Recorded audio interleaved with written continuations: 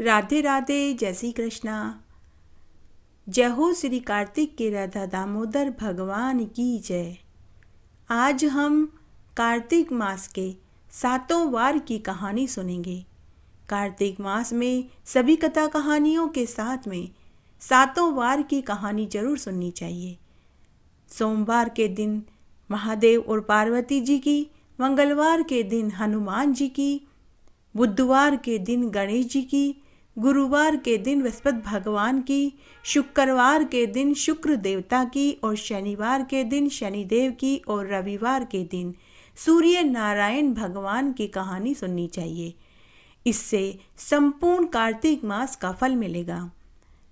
अगर आप कार्तिक मास का स्नान कर रहे हैं तो कार्तिक की सभी कथा कहानियों के साथ में इन कहानियों को जरूर सुने, आपको इसका संपूर्ण फल प्राप्त होगा। आइए अब हम एक एक करके कार्तिक मास के सभी 7 वार की कहानी सुनते हैं। पहली कहानी महादेव और पार्वती जी की सुनेंगे। कार्तिक मास के सोमवार की कहानी।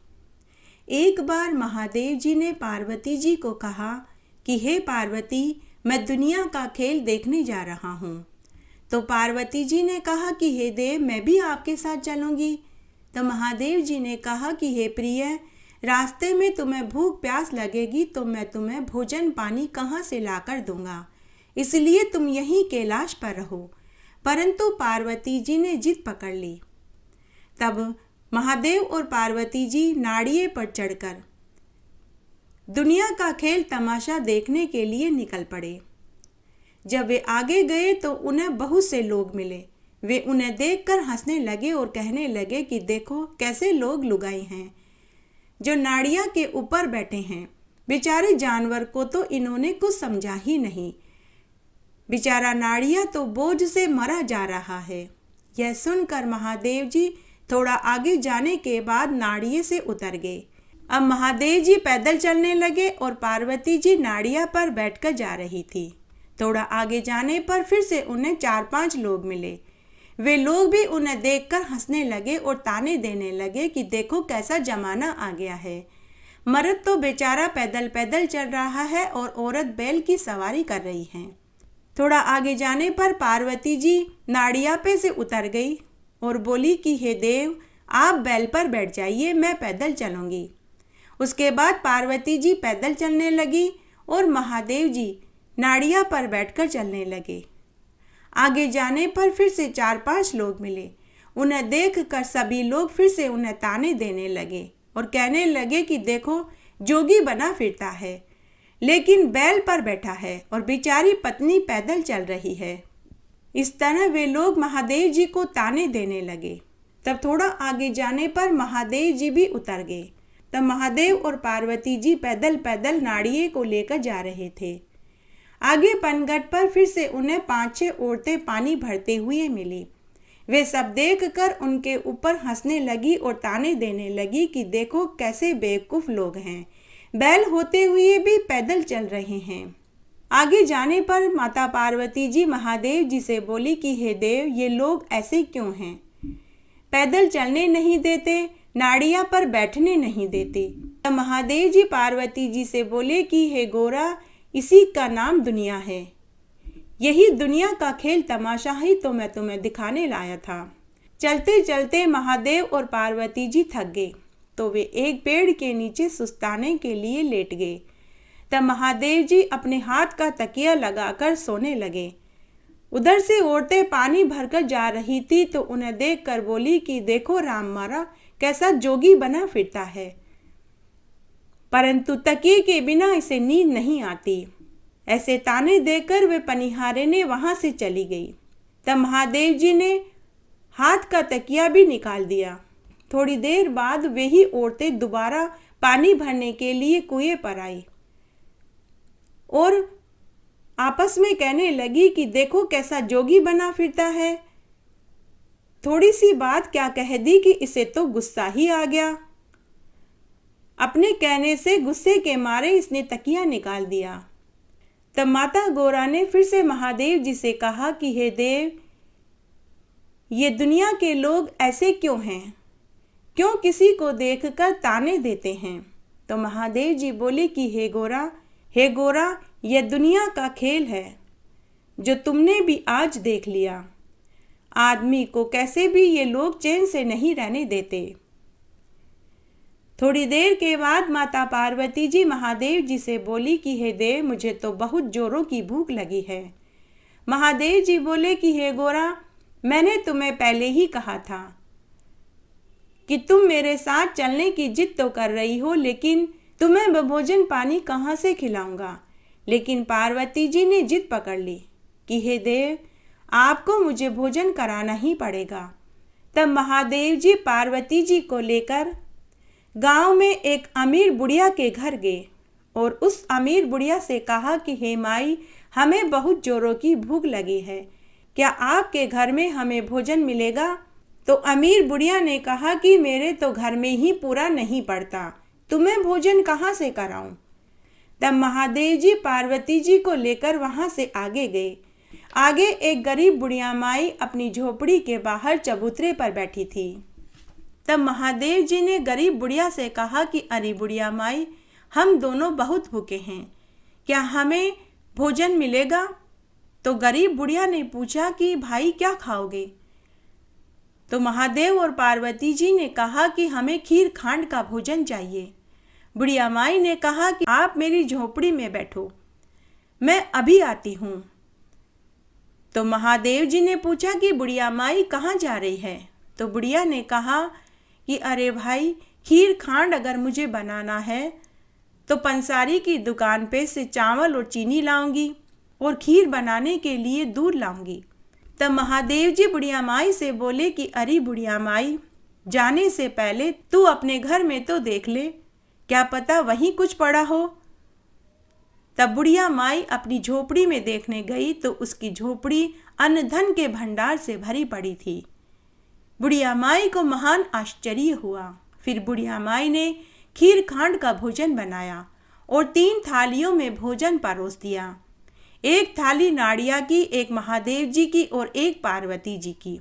तब महादेव जी बुढ़िया माई से बोले कि बुढ़िया माई, 3 थालियों में भोजन और परोस।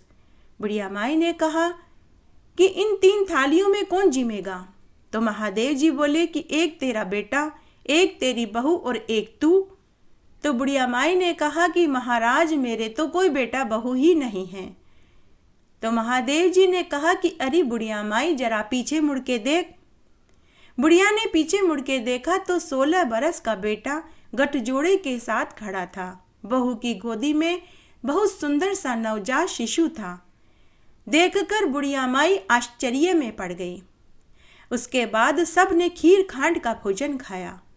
भोजन खाकर जब महादेव और पार्वती जी जाने लगे तो बुढ़िया माई ने महादेव और पार्वती जी के चरण पकड़ लिए और बोली कि आप कोई साधारण पुरुष नहीं, आप मुझे दर्शन देकर जाइए। तब महादेव और पार्वती जी ने बुढ़िया माई को साक्षात दर्शन दिए और जाते जाते उसकी झोपड़ी को ठोकर मार गए तो उसकी झोपड़ी नौखंडी महल में बदल गई। घर में अन्न धन के भंडार हो गए। तब बुढ़िया माई महादेव और पार्वती जी से बोली कि इस बची हुई खीर खांड के प्रसाद का क्या करूं। तो महादेव और पार्वती जी ने कहा कि इस खीर खांड के प्रसाद को पूरे गांव में बांट दे। अब बुढ़िया माई खीर खांड का प्रसाद पूरे गांव में बांटने गई। बांटते बांटते वह पहली बुढ़िया माई के घर भी खीर खांड का प्रसाद देने गई। तो अमीर बुढ़िया गरीब बुढ़िया से बोली कि अरे, आज तो तू खीर खांड का प्रसाद बांट रही है, तेरे घर में तो खाने को चने नहीं, तू कहाँ से खीर खांड का प्रसाद बांट रही है और किस खुशी में बांट रही है। तब गरीब बुढ़िया ने अमीर बुढ़िया को पूरी सच्चाई बता दी। तब अमीर बुढ़िया ने गरीब बुढ़िया से कहा कि अरे, वो तो मेरे घर भी आए थे, अभी इस समय वे किधर गए होंगे। तो गरीब बुढ़िया ने कहा कि वे तो वन की ओर गए हैं। तो अमीर बुढ़िया भागी भागी महादेव और पार्वती जी के पीछे पीछे वन में भागी। आगे जाने पर उन्हें महादेव और पार्वती जी वटवृक्ष के पेड़ की छाया में बैठे मिले। तो अमीर बुढ़िया महादेव और पार्वती जी से बोली कि आपने मेरा धन ले लिया और उस गरीब बुढ़िया को दे दिया। महादेव जी ने कहा कि मैंने तो तेरा कुछ नहीं लिया, परंतु तूने ना कही तो तेरे ना हो गई, और उसने हाँ करी तो उसके धन हो गया। हे शंकर भगवान, जैसे उस बुढ़िया माई के घर धन दिया वैसा सबको देना, कहानी कहने वाले को, सुनने वाले को और हुकारा भरने वाले को। कार्तिक में मंगलवार की व्रत कथा। एक गांव में एक बुढ़िया माई थी। वह रोज हनुमान जी के मंदिर में दर्शन करने जाती और रोज देसी घी का रोटी का चूरमा बना करके लड्डू बनाती और हनुमान जी के चढ़ाती और कहती, लाल लंगोटा हाथ में सोटा, लो बालाजी खाओ रोटा, मैं देऊं तुम्हें जवानी में, तुम देना मुझे बुढ़ापे में। इस तरह उसके दिन बीत रहे थे। कई बरस बाद जब उसके बहू आ गई तो एक दिन बहू ने सास से कहा, सासू माँ अब रोज रोज रोटी का चूरमा लेकर कहाँ जाते हो? तब सास ने कहा कि बहू हनुमान जी के मंदिर में जाती हूँ। तो बहू ने सास से कहा कि इस तरह का बेकार का खर्चा अब मैं नहीं होने दूंगी। सास ने बहू से बहुत मिन्नतें करी कि बहू, जब से मैंने होश संभाला है तभी से मैं हनुमान जी के रोजाना रोटी का चूरमा चढ़ाती हूँ। उन्हें भोग लगाए बिना मैं भोजन नहीं करती। लेकिन सास के मिन्नतें करने पर भी बहू नहीं मानी। सास दुखी हो गई। खाली हाथ मंदिर जाने को उसका जी नहीं कर रहा था, तो उसने अन्न जल का त्याग कर दिया। बहू ने इसकी परवाह नहीं करी। बहू सोचने लगी कि एक दो दिन सासू माँ भूखी रहेगी तो अकल ठिकाने आ जाएगी। इस तरह पूरा एक सप्ताह बीत गया। तब हनुमान जी ने सोचा कि बेचारी बुढ़िया माई मेरे कारण भूखी पड़ी है। तब एक रोज हनुमान जी रोटी का चूरमे का लड्डू लेकर बुढ़िया की झोंपड़ी पर गए और बोले कि अरे बुढ़िया माई, भूखी क्यों सो रही है? तो बुढ़िया कहने लगी कि तुम कौन हो? हनुमान जी ने कहा, लाल लंगोटा हाथ में सोटा, ले बुढ़िया माई रोटा, तूने मुझे दिया जवानी में, मैं देऊं तुझे बुढ़ापे में। तो बुढ़िया हाथ जोड़कर बोली कि हे भगवान, आज तो आप मुझे दे देंगे, कल कौन देगा? तो हनुमान जी बोले कि बुढ़िया माई, कल भी मैं ही दूंगा, रोज मैं ही दूंगा। तब बुढ़िया माई ने उठकर रोटी का चूरमा खाया और पानी पीकर सो गई। इस तरह अब रोज हनुमान जी सुबह शाम बुढ़िया माई को रोटी का चूरमा देकर जाने लगे। धीरे धीरे बुढ़िया माई रोटी का चूरमा खाकर मोटी होने लगी। बहू ने सोचा कि सास भूखी प्यासी रहती है, फिर भी कैसे मोटी होती जा रही है, देखना चाहिए। तब एक रात को बहू ने छिपकर देखा तो हनुमान जी स्वयं बुढ़िया माई के लिए रोटी का चूरमा देकर गए और अंतर्ध्यान हो गए। जब बहू ने देखा तो उसकी आंखें फटी की फटी रह गई। पांव के नीचे से जमीन और ऊपर से आसमान गायब हो गया। बहू भागकर सासू के चरणों में पड़ गई और बोली कि सासू माँ, मुझे माफ़ कर दो, अब आप रोज मंदिर जाया करो, देसी घी के चूरमे का लड्डू लेकर हनुमान जी के भोग लगाया करो, अब मैं भी आपके साथ चलूँगी। हे हनुमान जी महाराज, जैसे आपने बुढ़िया माई को दिया वैसे सबको देना, कहानी कहने वाले को, सुनने वाले को और हुकारा भरने वाले को। गणेश जी की कहानी। बहुत छोटा सा गांव था। उस गांव में एक बुढ़िया माई अकेली रहती थी। वह जंगल से लकड़ियां बीन कर गांव के हाट में बेचती थी। उससे जो पैसा आता था उसी से वह आटा, दाल, तेल, घी, गुड़ लाती थी।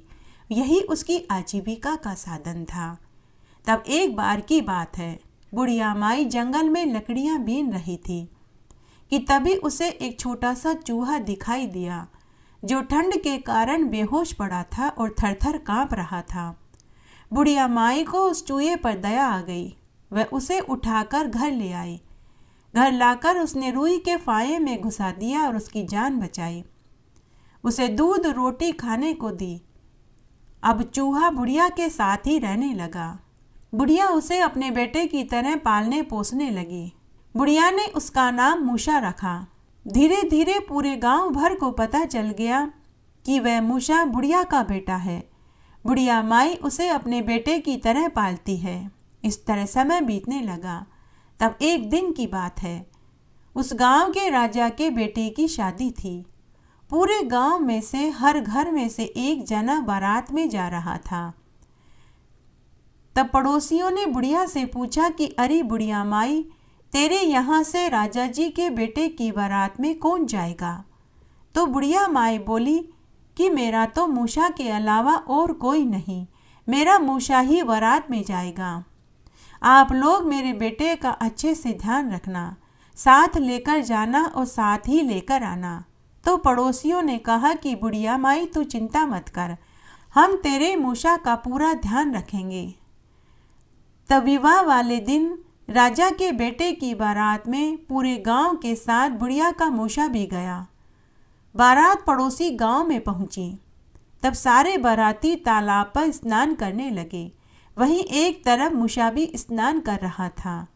तालाब के ठीक सामने राजा का महल था, जहां से राजकुमारी झरोके में से बारातियों को देख रही थी। राजकुमारी ने सभी बारातियों के साथ मूसे को भी स्नान करते हुए देखा। राजकुमारी ने जब मूसे को देखा तो वह आश्चर्य में पड़ गई। शाम को बारात सज धज कर बैंड बाजों के साथ दुल्हन के महल में पहुंची। वरमाला में दुल्हन नहीं आई। दुल्हन के माता पिता ने दासियों को भेजकर राजकुमारी को बुलवाया, लेकिन राजकुमारी नहीं आई। मुहूर्त का समय टल रहा था। पंडित जी बार बार एक ही बात बोल रहे थे कि जल्दी से नववधू को बुलाइए, मुहूर्त का समय निकल रहा है। तब सब राजा रानी अपनी बेटी को बुलाने उसके कक्ष में गए, तो राजकुमारी ने विवाह करने से इनकार कर दिया। राजा रानी ने इसका कारण पूछा तो राजकुमारी बोली कि मैं राजकुमार से विवाह नहीं करूंगी। उन्हीं की बारात में उनके गांव का एक मूसा आया है, मैं उसी से विवाह करूंगी। राजा रानी ने अपनी बेटी को बहुत समझाया कि राजकुमार बहुत सुंदर, बलवान और अमीर राजघराने से है, जबकि मूसा एक गरीब बुढ़िया का चूहा है। लेकिन राजकुमारी ने जिद पकड़ ली। राजा रानी ने अपनी बेटी को बहुत समझाया कि राजकुमार बहुत सुंदर, बलवान और अमीर राजघराने से है, जबकि मूसा एक गरीब बुढ़िया का चूहा है। लेकिन राजकुमारी ने जिद पकड़ ली। राजा रानी ने बारात व समधी व दूल्हे से माफ़ी मांगी और कहा कि हमारी बेटी तो आपके साथ बारात में आए मूसा से शादी करना चाहती है। सारे बाराती, घराती, समधी, राजकुमार सब नाराज होकर बिना कुछ खाए पिए ही चले गए। तब राजा रानी ने अपनी राजकुमारी का विवाह मूसा से करवा दिया। उधर जब बारात गांव में लौट आई तो बुढ़िया ने गांव वालों से और पड़ोसियों से पूछा कि तुम सब तो लौट आए, मेरा मूसा कहाँ है? तो गांव वालों ने बुढ़िया से कहा कि अरे बुढ़िया, तेरा मूसा तो राजकुमारी से शादी कर रहा है, वो तो तेरे लिए बहुत धन दौलत लेकर आ रहा है, तू तो नई बहू के स्वागत की तैयारी कर। ऐसा सुनते ही बुढ़िया ने घर की साफ सफाई करी, मांडने मांडे, चौक पूरा, गुड़ की लापसी बनाई, पूड़ी बनाई, पताशा गुड़ मंगवाया। गांव की औरतों को बुलाकर मंगल गीत गवाए कि तभी मूसा रथ में राजकुमारी के साथ बैठकर खूब धन दौलत लेकर आ गया। बुढ़िया ने बेटा बहू की आरती करी, गृह प्रवेश कराया, पूरे पड़ोस में गुड़ और पताशे बंटवाए। इस तरह बुढ़िया का समय अब और भी खुशी खुशी बीतने लगा। तब एक दिन नई बहू ने सोचा कि मेरी सासू माँ को तो गणेश भगवान के दर्शन कराने चाहिए। इस बेचारी को तो पता भी नहीं कि इसका मूसा तो साक्षात गणेश भगवान है। तब एक दिन रोज की तरह मूसा अपनी खोली उतारकर अंदर नहा रहा था, तो बहू ने अपनी सासू माँ से कहा कि सासू माँ, आपका मूसा अंदर नहा रहा है, आप उनकी यह खोली जला दीजिए। तो सास बोली कि बहू, अगर खोली जला दूंगी तो मेरा मूसा क्या पहनेगा? तो बहू ने कहा कि सासू माँ, जैसा मैं कहती हूँ आप वैसा ही करिए। तो बुढ़िया ने मूसा की खोली को जला दिया। तभी अंदर से मूसे ने अपनी खोली मांगी, तो राजकुमारी ने कहा कि आप जैसे भी हैं वैसे ही बाहर आ जाइए। जो दर्शन मैंने शादी वाले दिन आपके किए थे, वही दर्शन अब आप अपनी माँ को भी कराइए। तभी गणेश भगवान ने साक्षात दर्शन दिए। बुढ़िया माई भगवान गणेश के दर्शन पाकर धन्य हो गई। हे गणेश भगवान, जैसे आपने मूसा वेश में बुढ़िया माई को दर्शन दिए, राजकुमारी को दिए, वैसे हमें भी देना। कहानी कहने वाले को, सुनने वाले को और हुकारा भरने वाले को। कार्तिक मास में बृहस्पतिवार की कहानी। बात बहुत पुरानी है। एक छोटा सा गांव था। उस गांव में दो देवरानी जिठानी अपने अलग अलग मकान में रहती थी। देवरानी बहुत अमीर थी तो जिठानी बहुत गरीब थी। तब एक बार की बात है, जिठानी को किसी ने कहा कि कार्तिक मास में सभी गुरुवार का व्रत करने, केले के पेड़ को सींचने, दिया बाती करने और गुड़ चना गाय को खिलाने, पीला खाने पीला पहनने से घर की गरीबी दूर हो जाती है। तो जिठानी भी गांव की महिलाओं के साथ कार्तिक मास में बृहस्पतिवार का व्रत करने लगी। चने की दाल को एक दिन पहले ही वह पानी में भिगो देती थी और गुरुवार के दिन चने की दाल और गुड़ गाय को खिलाती। सम पीले कपड़े पहनती और चने की दाल और बेसन के बने लड्डू हलवा खाती। उस दिन वह नमक नहीं खाती थी, नहीं कपड़े धोती थी। उस दिन वह बृहस्पति भगवान की पूजा करती, केले के पेड़ को सींचती, दिया बाती करती। इस तरह कार्तिक मास में गुरुवार के व्रत करते ही उसका घर अन्न के भंडार से भर गया। पति को भी बहुत अच्छी नौकरी मिल गई। उसके 10 महीने के बाद उसे एक सुंदर पुत्र पैदा हुआ। तब एक दिन देवरानी को पता चला कि जिठानी जी बहुत पैसे वाली हो गई है।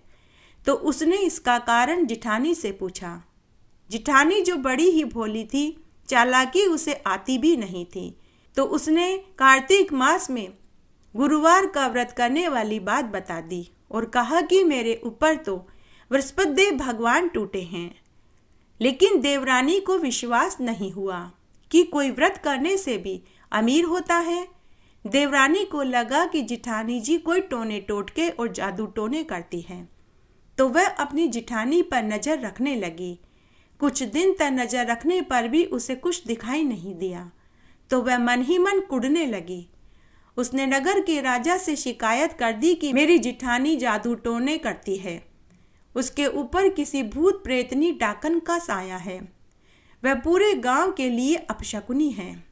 तब राजा ने जिठानी, जेठ और उसके नवजात बच्चे को गिरफ्तार करके जेल में डाल दिया।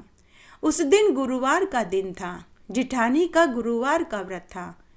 उसने व्रत भी नहीं खोला था। वह सुबह से ही भूखी प्यासी थी। वह राजा रानी भी हर गुरुवार का व्रत करते थे और वे दोनों भी विष्णु भगवान के परम भक्त थे। जब रात्रि में राजा रानी गुरुवार का व्रत खोलने बैठे तो दास दासियां उनके लिए भोजन का थाल लेकर आई। दासियों ने राजा रानी के आगे भोजन का थाल रख दिया। दोनों की थालियों में बेसन के लड्डू और बेसन का हलवा था और एक कटोरी में दही था। जैसे ही राजा के सामने रखी थाली पर राजा की दृष्टि पड़ी तो राजा का भोजन कीड़ों में बदल गया। लेकिन रानी की थाली में भोजन जो का त्यों रखा हुआ था। तब रानी ने दासियों से कहा कि राजा के भोजन की थाली में कीड़े कैसे तैर रहे हैं, महाराज के लिए दूसरे थाल में भोजन लाओ। दास दासियों को भी बड़ा आश्चर्य हुआ कि जब वे रसोई में से भोजन लाए थे तो कीड़े नहीं थे, अब कहां से आ गए। उसके बाद दास दासियां उस थाल को वापस रसोई में ले गई और दूसरे थाल में दोबारा भोजन परोस कर के लाई। लेकिन जैसे ही राजा के सामने थाल रखा, जैसे ही थाल में रखे भोजन पर राजा की दृष्टि पड़ी तो पुनः भोजन में कीड़े ही कीड़े हो गए। अब तो राजा और रानी दोनों को महान आश्चर्य हुआ कि तभी उनके राज ज्योतिषी वहां आ गए। राजा रानी ने राज्य ज्योतिषी को पूरी बात बताई। तब राज्य ज्योतिषी ने अपनी विद्या से पता लगा लिया कि राजा ने नगर के एक बेकसूर स्त्री पुरुष और उनके नवजात बच्चे को जेल में डाला है। तब राज्य ज्योतिषी ने राजा रानी से कहा कि हे महाराज, आज आपके हाथों एक घोर अपराध हुआ है। आज आपने जिनको जेल में डाला है वे विष्णु भगवान के परम भक्त हैं। उसकी पत्नी बड़ी ही सती साध्वी है। वह हर गुरुवार का पूरे नियम धर्म से व्रत रखती है। आज उसका भी बृहस्पतिवार का व्रत है और वह सुबह से ही भूखी प्यासी है। आपने एक बृहस्पति देव भगवान के भक्त को बिना कसूर के ही सजा सुना दी, इसीलिए आपके ऊपर बृहस्पति देव भगवान रुष्ट हुए हैं। अतः आप उन्हें आदर के साथ छोड़ दीजिए। तब राजा ने पहरेदार भेजकर उन्हें जेल में से महल में बुलवाया। राजा ने उनसे अपनी गलती की क्षमा मांगी। तब राजा रानी ने जिठानी और उसके पति और बच्चे को पहले भोजन परोसा। जिठानी को व्रत वाला भोजन और उसके पति को 56 तरह के व्यंजन परोसे गए। स्वयं राजा रानी ने अपने हाथों से उन्हें भोजन परोसा और उन्हें खूब सारा धन देकर विदा कर दिया। उसके बाद राजा रानी ने स्वयं भी गुरुवार का व्रत खोला। इस बार राजा की दृष्टि थाली में रखे भोजन पर पड़ी तो भोजन कीड़ों में नहीं बदला, वह वैसे ही पड़ा था। तब राजा रानी ने पूरी नगरी में ये ढिंडोरा पिटवा दिया कि सभी को कार्तिक मास के सभी गुरुवार का व्रत करना चाहिए और उस दिन विष्णु भगवान की पूजा करनी चाहिए, केले के पेड़ की पूजा करनी चाहिए, केले के पेड़ को सींचना चाहिए और दिया बाती करना चाहिए, पीला खाना चाहिए, पीला पहनना चाहिए और नमक नहीं खाना चाहिए। जय हो विष्णु भगवान की जय, जय हो बृहस्पति देव भगवान की जय। कार्तिक मास की शुक्रवार की कहानी। एक बार एक नगर में एक गुजरी थी। वह अपने एक बेटा बहू के साथ रहती थी। गुजरी शुक्र देवता की परम भक्त थी। वह रोज शुक्र देवता की पूजा करती और हर शुक्रवार का व्रत करती थी। वह रोज सुबह ब्रह्म मुहूर्त में उठती, स्नान आदि से निवृत्त होकर शुक्र देवता को स्नान कराती, तिलक करती, घी का दीपक जलाती और भोग बना करके सबसे पहले शुक्र देवता के भोग चढ़ाती। उसके बाद ही वह गृहस्थी का दूसरा काम करती थी। गुजरी के 2 भैंसे और 3 गायें थी। वह रोज दूध निकालती, फिर दूध बेचने जाती। दूध बच जाता तो वह दही जमाती, घी निकालती और घी और दही भी बेचती थी। वह रोज लोगों को अच्छा बिना मिलावट का दूध और घी बेचती थी। शुक्रदेव भगवान बुढ़िया माई की सेवा पूजा से बहुत प्रसन्न थे। घर में किसी चीज की कोई कमी नहीं थी। तब एक बार की बात है, गांव के लोग 1 महीने के लिए कार्तिक स्नान करने हरिद्वार जा रहे थे। तो गुजरी का भी बहुत मन हुआ, मैं भी कार्तिक स्नान करने हरिद्वार जाऊं।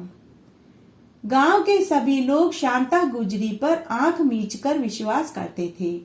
उसका दूध घी हाथों हाथ बिक जाता था।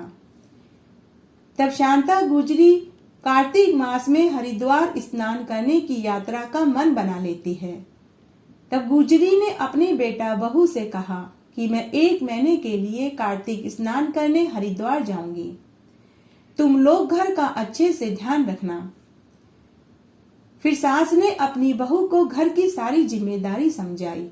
साथ ही उसे यह भी कहा कि तुम रोज सुबह जल्दी उठना, स्नान आदि से निवृत्त होकर मेरे शुक्र देवता भगवान को स्नान कराना, घी का दीपक जलाना, भोग बनाकर के सबसे पहले शुक्र देवता को भोग लगाना, संध्या को पुनः दिया बाती करना और भोग लगाना और गाय भैंसों को समय पर चारा पानी देना, दूध दही समय पर बेचने जाना।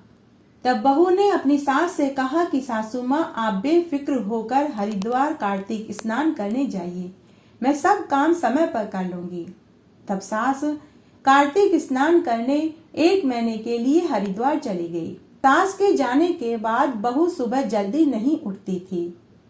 शुक्रदेव भगवान को समय पर न स्नान कराती न समय पर भोग लगाती थी।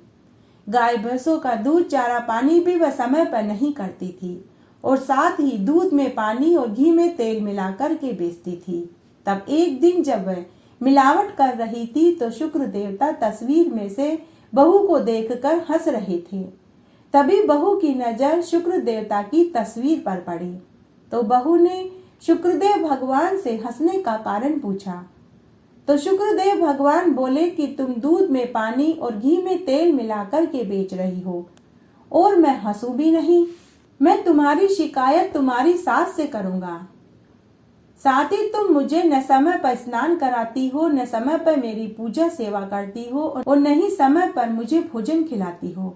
तब बहू बोली कि अगर मैं दूध में पानी और घी में तेल नहीं मिलाऊंगी तो रुपए पैसे मैं कैसे कमाऊंगी, क्योंकि मेरी सास तो मुझे रुपए पैसे देती ही नहीं। और हे शुक्र देवता, आप यह दांत निकालना बंद कर दो, नहीं तो मैं आपको बक्से में बंद कर दूंगी। और आपको कोई खाना भी नहीं दूंगी और नहीं दिया बाती करूंगी। ऐसा कहकर बहू ने शुक्र देवता की तस्वीर को बक्से में बंद कर दिया। अब वह न तो शुक्र देवता की पूजा करती, न भोग लगाती, न स्नान कराती। उससे शुक्र देवता उससे रुष्ट हो गए। घर में जो धन था वह चोर चुरा कर के ले गए। गाय भैंसों को समय पर वह चारा पानी नहीं देती थी तो गाय भैंसों ने दूध देना बंद कर दिया। फिर एक दिन पति की लगी लगाई नौकरी भी चली गई। घर की माली हालत खराब हो गई। इस तरह 1 महीना बड़ी मुश्किल से निकला। उधर सास ने 1 महीने तक कार्तिक मास में स्नान किया, व्रत किया और दान पुण्य किया, तो उसका 1 महीना बहुत आराम से निकल गया। 1 महीने के बाद जब वह गांव आ रही थी तो रास्ते में गांव के लोगों ने गुजरी को उसके घर की सारी बातें बता दी और कहा कि बहन, तेरी बहू दूध में पानी और घी में तेल मिलाकर के बेचती थी। तेरे बेटे की लगी लगाई नौकरी चली गई। घर में जो धन था वह चोर चुरा कर के ले गए। तब सास ने गांव वालों से अपनी बहू की गलती की माफी मांगी और जल्दी जल्दी घर आई। घर आई तो उसने घर की माली हालत देखी तो उसे बहुत दुख हुआ। तब सास ने अपनी बहू से इन सब का कारण पूछा तो बहू रोती जाए और सास से माफी मांगती जाए। तब सास ने सबसे पहले बक्से में से शुक्र देवता की मूर्ति को निकाला, चरणामृत से स्नान कराया, घी का दीपक जलाया, अगरबत्ती करी और भोग बनाकर के भोग चढ़ाया और शुक्र देवता से अपनी बहू की गलती की क्षमा मांगी कि तभी उसका बेटा आ गया। बेटे ने आते ही माँ से कहा कि माँ, तुम 1 महीने के लिए क्या गई कि घर की हालत ही बिगड़ गई। माँ, तुम कोई जादूगरनी हो या टोने टोटके करती हो। तुम्हारे घर में आते ही मुझे नौकरी मिल गई। तो माँ ने कहा कि बेटा, तुम इसे जादू टोने कहो या चमत्कार कहो, यह सब कुछ शुक्रदेव भगवान की कृपा से हो रहा है। तुम्हारी पत्नी ने मेरे पीछे से शुक्र देवता की पूजा करनी बंद कर दी, उसी की तुम्हें और इस घर को सजा मिली है। लेकिन आज तुम्हारी पत्नी को भी समझ आ चुकी है कि शुक्र देवता का पूजन करने, भोग लगाने से और व्रत करने से घर में सुख समृद्धि बढ़ती है। उस दिन के बाद बुढ़िया के साथ उसके बेटा बहू भी शुक्र देवता की पूजा करने लगे, दिया बाती करने लगे और हर शुक्रवार का व्रत करने लगे। उस व्रत को करने से उनके घर में सुख समृद्धि बढ़ने लगी। देखते ही देखते घर में अन्न धन के भंडार भर गए। साल भर में बहू को एक सुंदर पुत्र भी पैदा हुआ। जय हो शुक्र देवता की जय। कार्तिक मास में सुनी जाने वाली शनिवार की कहानी। एक बार बहुत छोटा सा गांव था। उस गांव में एक ब्राह्मण दंपति अपने 3 बच्चों के साथ रहते थे। एक बार उस ब्राह्मण को सपने में नीली घोड़ी पर नीले कपड़े पहने एक आदमी दिखाई देता और कहता कि हे ब्राह्मण देवता, मैं तेरे लगूंगा। अब यह सपना उसे रोज रात्रि को दिखाई देने लगा। वह ब्राह्मण परेशान हो गया। चिंता के मारे उसकी भूख, प्यास, नींद सब गायब हो गई। दिन पर दिन वह सूखने लगा। उसका शरीर पीला पड़ गया, आंखों के नीचे गड्ढे पड़ गए, लेकिन उसने यह बात किसी को नहीं बताई। तब एक दिन उसकी पत्नी ने अपने पति से पूछा कि हे स्वामी, मैं आपको अच्छा खिलाती हूँ, अच्छा पहनाती हूँ, फिर भी आप दिन पर दिन सूख रहे हैं। इसका क्या कारण है? आपको कौन सी चिंता सता रही है? तब ब्राह्मण ने अपनी पत्नी से कहा कि भगवान, मुझे रोज सपने में नीले कपड़े पहने नीले घोड़े पर एक आदमी दिखाई देता है और वह कहता है कि मैं तेरे लगूंगा। ब्राह्मणी ने कहा कि हे स्वामी, वो तो शनि देव हैं। अब की बार जब आपको वो दिखाई दे तो उनसे कहना कि आप मेरे 1.25 प्रहर के लिए लग जाओ, उससे ज़्यादा अवधि के लिए उन्हें लगने मत देना। यह सुनकर ब्राह्मण को थोड़ा धैर्य मिला। उसी रात्रि को ब्राह्मण को पुनः यही स्वप्न आया। शनिदेव महाराज ब्राह्मण से बोले कि हे ब्राह्मण देवता, मैं तेरे लगूंगा। ब्राह्मण ने कहा कि हे शनिदेव, आप कितने समय के लिए लगोगे? शनिदेव महाराज बोले कि ब्राह्मण देव, मैं 7 वर्ष के लिए लगूंगा। तो ब्राह्मण हाथ जोड़कर विनती करने लगा और बोला कि हे शनिदेव, मैं तो बहुत गरीब हूँ, इतना समय मैं झेल नहीं पाऊंगा। तब शनिदेव बोला कि फिर मैं तेरे 5.5 वर्ष के लिए लगूंगा। फिर से ब्राह्मण बोला कि हे शनिदेव महाराज, मैं आपके चरण पकड़ता हूँ, कृपया करके अवधि और कम कीजिए। तब शनिदेव फिर बोले कि अब तो मैं तेरे 2.5 साल के लिए लगूंगा। ब्राह्मण फिर से हाथ जोड़ने लगा और अनुनय विनय करने लगा। तब शनिदेव ने कहा कि हे ब्राह्मण देव, 1.25 प्रहर तो लगूंगा ही, क्योंकि इतना तो मैं कोड़ी, कलगी, मंगता, भिखारी के भी लगता हूँ। तब ब्राह्मण ने कहा कि ठीक है। उसके बाद शनिदेव ब्राह्मण के 1.25 प्रहर के लिए लग गए। उसी समय ब्राह्मण की नींद खुल गई। देखा तो सुबह के 4 बज रहे थे। ब्राह्मण ने अपनी पत्नी से कहा कि भगवान शनिदेव मेरे 1.25 प्रहर के लिए लग गए हैं, इसलिए मैं वन में जाकर तपस्या करके समय बिताऊंगा। तू मेरे लिए भोजन पानी बांध दे और पीछे से तू किसी से लड़ाई झगड़ा मत करना, घर में ही बैठी रहना, बच्चों को भी बाहर मत निकलने देना। और इस 1.25 प्रहर शनि वाले समय में कोई गाली भी दे तो चुपचाप सुन लेना। ऐसा समझा बुझा कर ब्राह्मण जंगल में चला गया। जंगल में ब्राह्मण एक पीपल के पेड़ के नीचे चबूतरे पर बैठ गया और हनुमान चालीसा का पाठ पढ़ने लगा। 1 पहर बीत गया तो ब्राह्मण ने सोचा कि बाकी का समय तो मैं रास्ते में घर जाने में ही बिता दूंगा। ऐसा सोचकर वह घर से निकला। रास्ते में उसे एक सब्जी की बाड़ी दिखाई दी जिसमें मतीरे उग रहे थे। ब्राह्मण ने माली से 2 मतीरे खरीदे और उसे अपनी झोली में डाल लिया और आगे चलने लगा। तब शनिदेव ब्राह्मण एक बूढ़े साधु का वेश बना करके ब्राह्मण के पास आए और पूछने लगे कि हे ब्राह्मण देव, तेरी झोली में क्या है? तब ब्राह्मण ने साधु महाराज से कहा कि हे साधु महाराज, मेरी झोली में तो मतीरे हैं।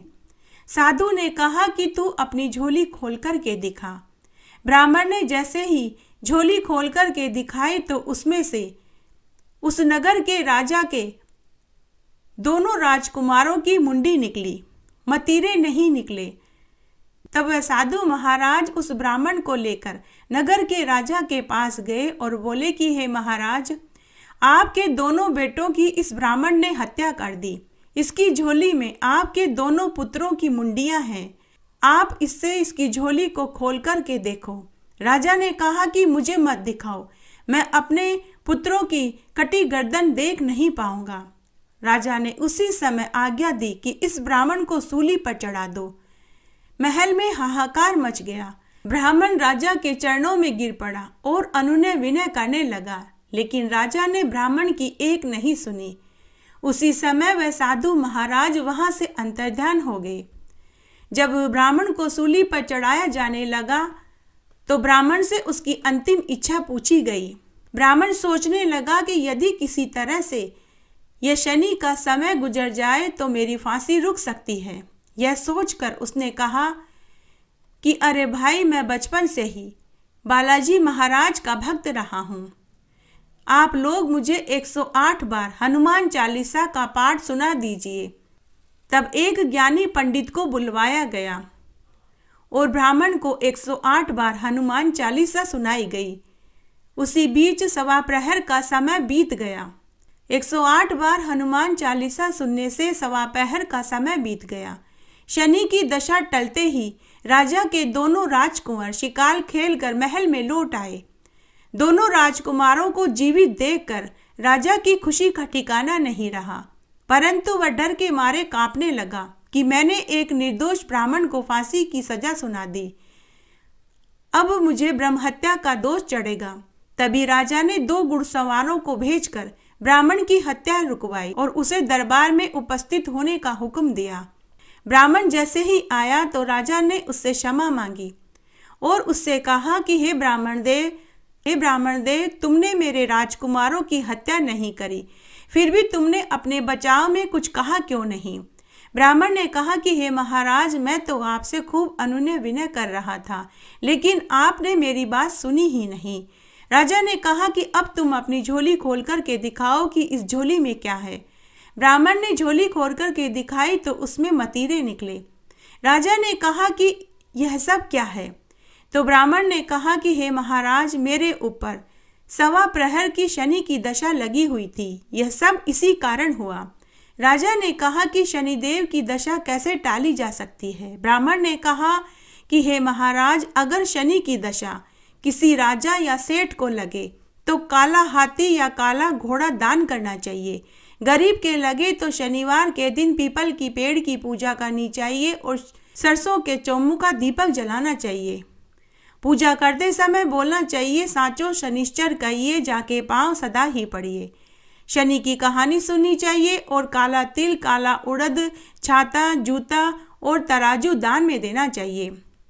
शनिवार के दिन काले कुत्ते को तेल से रोटी चुपड़कर खिलानी चाहिए, इससे शनि की दशा उतर जाती है। तब राजा ने उसे खूब सारा धन देकर आदर के साथ विदा कर दिया। ब्राह्मण मदिरा और धन लेकर घर आया।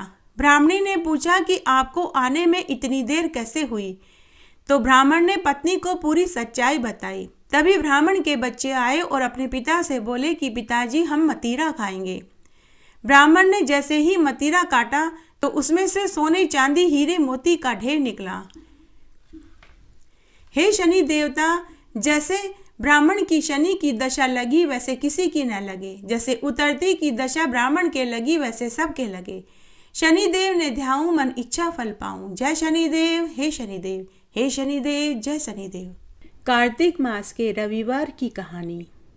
एक बार बहुत छोटा सा गांव था। उस गांव में एक राजा अपनी 2 रानियों के साथ रहता था। राजा की बड़ी रानी बड़ी ही धार्मिक प्रवृत्ति की थी। वह सभी तरह के व्रत, उपवास और दान पुण्य किया करती थी। राजा की छोटी रानी बहुत सुंदर थी। राजा को वह सबसे अधिक प्रिय थी। राजा को छोटी रानी से 2 पुत्र पैदा हुए, जबकि बड़ी रानी से राजा को संतान सुख नहीं मिला।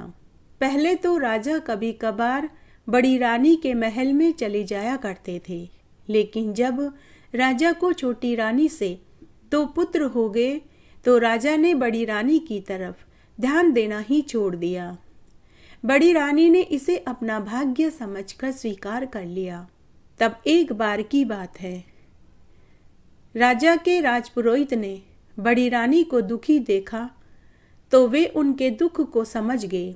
उन्होंने बड़ी रानी से कहा कि हे महारानी जी, आप हर रविवार का व्रत कीजिए, सूर्य नारायण भगवान की पूजा कीजिए। सूर्य भगवान आपकी झोली भी खुशियों से भर देंगे।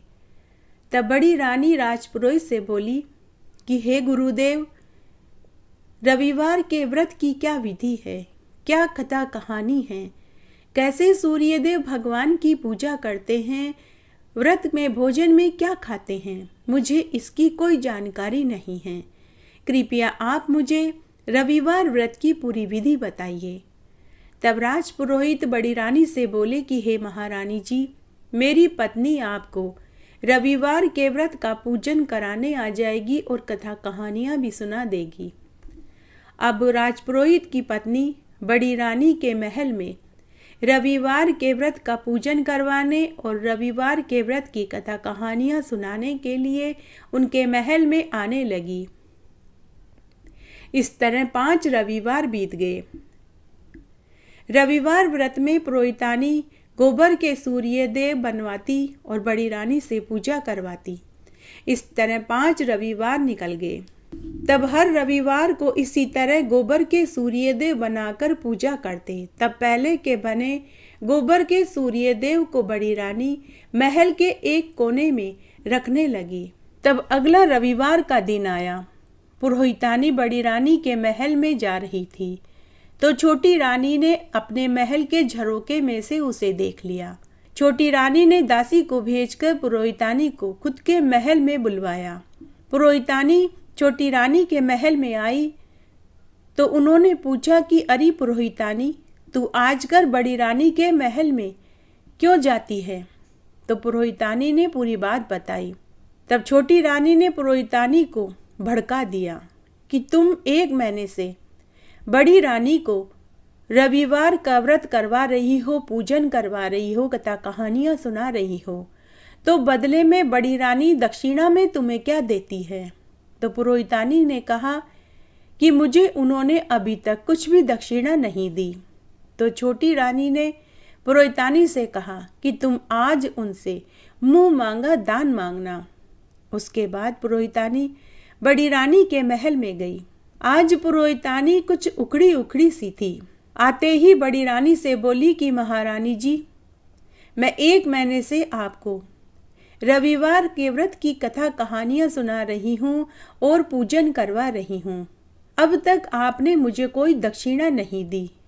आज तो मैं आपसे दक्षिणा लेकर ही जाऊंगी, क्योंकि बिना दक्षिणा के कोई पूजा व्रत पूरा फल नहीं देता।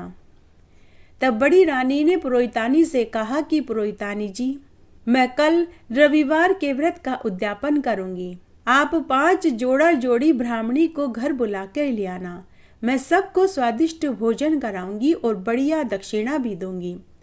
यह सुनकर पुरोहितानी खुश हो गई। पूजा करवाने के बाद पुरोहितानी घर आ गई। इधर बड़ी रानी सोच में पड़ गई कि मैंने पुरोहितानी को बोल तो दिया, लेकिन मैं उन्हें क्या दक्षिणा दूंगी। उस दिन बड़ी रानी सूर्य भगवान को याद करके सो गई। तब सूर्य देव भगवान ने सोचा कि अगर आज मैं बड़ी रानी के सत का मान नहीं रखूंगा तो कलयुग में हमें कौन मानेगा। सुबह ब्रह्म मुहूर्त में सूर्यदेव भगवान ने बड़ी रानी को स्वप्न में दर्शन देकर कहा कि हे पुत्री, तू चिंता मत कर, मैं तेरी पूजा और व्रत से बहुत खुश हुआ। मैं तुझे वरदान देता हूँ कि तुझे 7 पुत्र होंगे, जिनकी कीर्ति यश 10 दिशाओं में होगी। और जहाँ तूने मेरे गोबर के सूर्यदेव रखे हैं वे सोने के बने हुए मिलेंगे। पुत्री, तू वे ही सोने के सूर्यदेव ब्राह्मण ब्राह्मणियों को दान में दे देना। पुत्री, तेरा घर धन धान्य से भर जाएगा। ऐसा वरदान देकर सूर्यदेव अंतर्ध्यान हो गए। उस समय सुबह के 4 बज रहे थे। बड़ी रानी की नींद खुल गई। वह उसी समय महल के उस स्थान पर गई जहां उसने पूजा की सामग्री के साथ गोबर के बने हुए सूर्यदेव रखे थे। उसने देखे कि गोबर के सूर्यदेव सोने में बदले हुए थे। रानी ने सूर्यदेव भगवान को धन्यवाद दिया। फिर स्नान आदि से निवृत्त होकर सूर्यदेव भगवान को अर्घ्य दिया। पूजा आदि से निवृत्त होकर उसने दासियों के साथ 56 तरह के स्वादिष्ट व्यंजन बनाए। उसके बाद पुरोहितानी 5 जोड़ा जोड़ी ब्राह्मण ब्राह्मणियों को लेकर भोजन करवाने के लिए महल में ले आई। बड़ी रानी ने राजा, छोटी रानी और दोनों राजकुमारों को भी भोजन के लिए बुलाया। सबने स्वादिष्ट भोजन खाया। फिर बड़ी रानी ने सभी पंडित व पंडितानियों को एक एक सोने के सूर्यदेव की प्रतिमा दक्षिणा में दे दी। सोने के सूर्यदेव देखकर राजा रानी ने पूछा कि सोने के सूर्यदेव की प्रतिमा तुम कहाँ से लेकर आई।